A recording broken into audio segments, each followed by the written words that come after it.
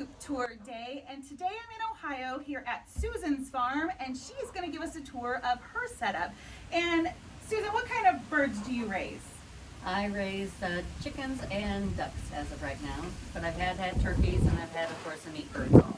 Okay, so chicken math has gotten the best of you? Oh, absolutely. And I guess there's a thing called duck math too? Yeah, that can happen too. Okay. Well, I'm really excited to see what you have set up here, and hopefully we can give you guys some ideas for your coops at home.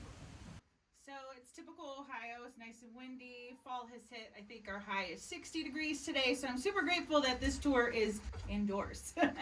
So can you kind of give us an idea of like how you came up with this coop option? Like, why did you decide on this particular coop setup? Well, I was able to get 2 buildings for free. Just had to get them transported here on the property, which was a pretty good deal too. So and I always wanted a bigger coop that I can walk into, out of the weather, gather my eggs, and it's just lovely to have it like this. It's the feed's right here inside. It used to be outside, and I'm getting the feed, getting wet, getting rain or snowed on, and all that other fun stuff. But yes, this is a much nicer setup that I kind of well, it was my idea to kind of rope this off. I've seen pictures and other ideas, and I knew ventilation was very important. So I did have to put a roof on this particular building because it was leaking. So they were able to put even a vent up in the roof when they were doing it. So that was even more ventilation, which was a plus. Even I have ventilation here and ventilation there also. So we did put a window in. So yep, we did a lot of So you got it for free, which allowed you to spruce it up exactly how you wanted it. Yeah. And how many years have you been raising poultry? Oh, wow, 20 years. 20 years. At Okay. least, around. Yeah. And what got you started with poultry? Was it something you grew up around, or? No, I actually grew up in a little town, so but was inside the city limits. So, but I always went to farms, and my friends had farms, and I always did. You know, I had a horse myself that I boarded. So yeah, I was, even though I was considered a city girl, I still want to go out in the country. So no, as soon as I sold my house in that little town there, and we came out here, and I got a chicken coop right away, and I just love the fresh eggs. You just cannot beat the fresh eggs. Absolutely. And you kind of become an egg snob once you've tried those farm fresh eggs. But I was always got the golden buffs, you know, because they were the best layers. The feed consumption was very low with those birds, but you get the nice big jumbled eggs, and just a nice bird to even work with. But then I got the chicken bug, and had to have this color and that color and this colored egg and that colored egg, and I was like, oh yeah, here we go. Gotta try them all. Gotta try them all. Here we go. Well, speaking of eggs, let's take a look at your nesting boxes. I really sure. love what you did with them. Okay, so we got this so I can get my eggs from inside here. Don't even have to go inside where the chickens are at. And if I want to clean, this is also just something simple. Just raise that up there, and I generally use this container here, and I'll just scrape out all the nasties and toss them into the compost pile there, and then I can gather my eggs up here, and I have some broody girls here that are complaining right now. But You're interrupting their egg laying time. and I little white Silky here. She wants to be a mama so bad, but Yeah, if you're looking for a mother hen, Silkies make great mothers. She's the one. Yeah. And I got a coaching too, so they're up there on the list too. So. How handy is that? Yep, that's pretty. And I love how you're reusing the bedding in your compost, so making that manure work for you. Yes, we use that everywhere.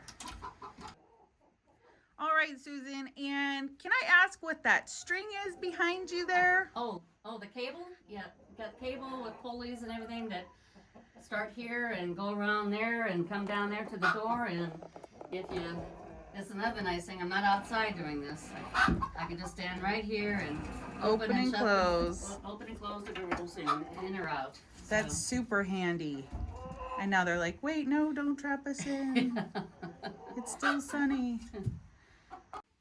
All right, Susan, and we get a lot of questions about feed storage, like the best way to store your feed. And I really like your setup. Can you kind of let us know what you do to keep that feed nice and fresh and dry? Brush and dry is metal is the way to go to keep the mice out and any other thing that wants to try to come in and chew on it, because they can go through plastic.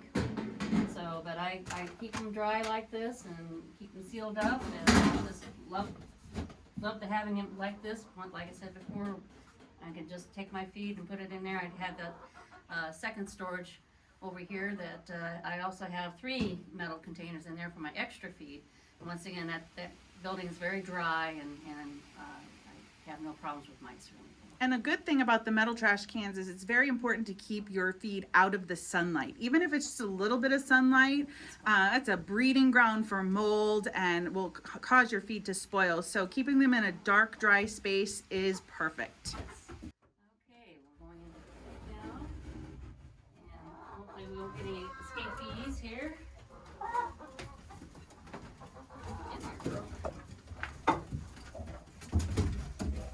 Chickens wanting to escape?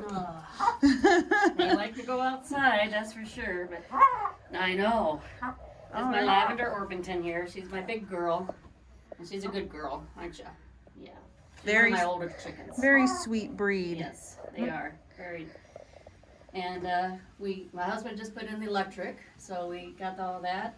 I got my receptacle there for when I get I use a water heater base unit. I keep this water here and then put the base underneath it, and that keeps the water from freezing. Okay, Susan, you gotta tell me, what is this metal decoration going on top of your water? Don't you like that? That's a upside down, pretty bad looking tomato cage. But these girls were getting on top of there and pooping in that water, and it's like, no, don't be doing that. So I grabbed something out of the barn and said, that might work, and it does. What a quick, cheap fix to pooping on top of the water. And the same thing if you had a feeder or something, you know, if somebody's getting up on top of there, it could work there too. But I don't have, with this feeder here, they slide off, so they don't really stay on top of that, because they just fall right off. And I think this is one of Meyer Hatchery cells, and so is this one too. So what's going on around the feeder? Is that fencing? I had some snow fence, and they were getting in there and stirring it all up and wasting it all. So yeah, I kind of cut it around, and it hinders them from doing it. So they still try, but it does hinder them. Now I have 2 different feeds going on. I don't know if this is normal or anything, but I do have the pellet 18%. But over here I do have the 27% protein, because a lot of these girls are molting right now, and in fact they know their body better than we do. And I let them have the option if they want to have that feed, they can have it. But you'd be surprised, all my older girls seem to go on for the 27%. Yeah, that feather growth, it requires a lot of protein. So if you notice a lot of extra feathers around your coop and your girls are starting to look a little bare, that's a good sign they're molting. Mm-hmm. And we do recommend increasing that protein. And a lot of times a turkey feed or 28% is pretty easy to find as well. That'll do the trick. But I like how you're offering both so that they have the option, because like you said, they know their bodies better than we do. They do. They're smarter than what we think they are. So here's a great view of the nesting boxes that you guys put in, as well as this window. Does this window open up for ventilation as well? Oh yes, absolutely. And actually, yesterday was the first time I closed it. It was been open all summer, morning, noon, and night. So, but I have that hardware cloth on there to keep those predators out, and that's really important to do. Window screen does not work. You have to use hardware cloth, and I like the half by half because it does keep the predators out, and plus you have a little more ventilation. Yeah, that chicken wire, it's great for a barrier temporarily, but it really will not keep predators out. Mm-hmm. And then the nesting boxes, love the sign, Farm Fresh Eggs. How cute is that? Do you ever find that as an issue with the size difference? No, I'm lucky with these girls. They seem to get along just fine, because I do raise them all together when I do get bantams with the standards. So they are raised in the brooding box all together, and I haven't had any issues mixing bantams with our standard girls. That's awesome. What piece of advice would you give somebody who currently raises chickens but is considering adding ducks to their homestead? Definitely do want to raise them separately. Really, I highly advise that. The ducks can make such a mess of the water, it can make your chickens sick. So you want to always keep your water fresh for the ducks anyway, but they want to dig the china and bring up that mud and whatever kind of juicy bugs they can find in that ground, and then they filter it through the water, and it's just always a mess, and they're always wet, and chickens don't like getting wet. They prefer to be dry. So of course the duck does not. I mean, the duck will stand out there in the rain all day long and have a good old time, but yeah, highly. Plus, they're on different feeds too, so That's true. And I know many people are successful at raising both together, and they It's possible. adjust their setups accordingly. But that's a great recommendation. I too have raised both, and I would say the same thing. It's just much easier when you keep them separate, and safer too, because those male ducks can be aggressive. Yes, toward a female chicken. Yes, they could. So for this duck house, this was originally a chicken coop, right? That is correct. That was with the old coop, and I had another old coop. I had two of them, but that's the one we decided to keep for the duck house. So when you were converting it or transitioning from chickens to ducks, what changes did you have to make to the actual coop in order to house a different poultry type? Actually, none whatsoever. Really? I just took them out of the old duck house and put them in that house. So, but we did put the new fence up and everything. So we put in wood post instead of having the metal post. Now, I know we get a lot of questions, people wanting non-flying ducks, and for the most part, they don't fly, but they can get over short fences, like you said, the 4-foot fence. Other than the wild flying mallards, they will fly, but other than that, I believe that's the only breed we carry that will actually fly away seasonally. Correct, yeah. So fencing is important. Now, with the egg layers for your ducks, do you use nesting boxes for them, or do you find that they would much rather lay on the floor? They lay on the floor, yes. They prefer to make their own little nest right in each corner, actually, and then they just lay right there, so.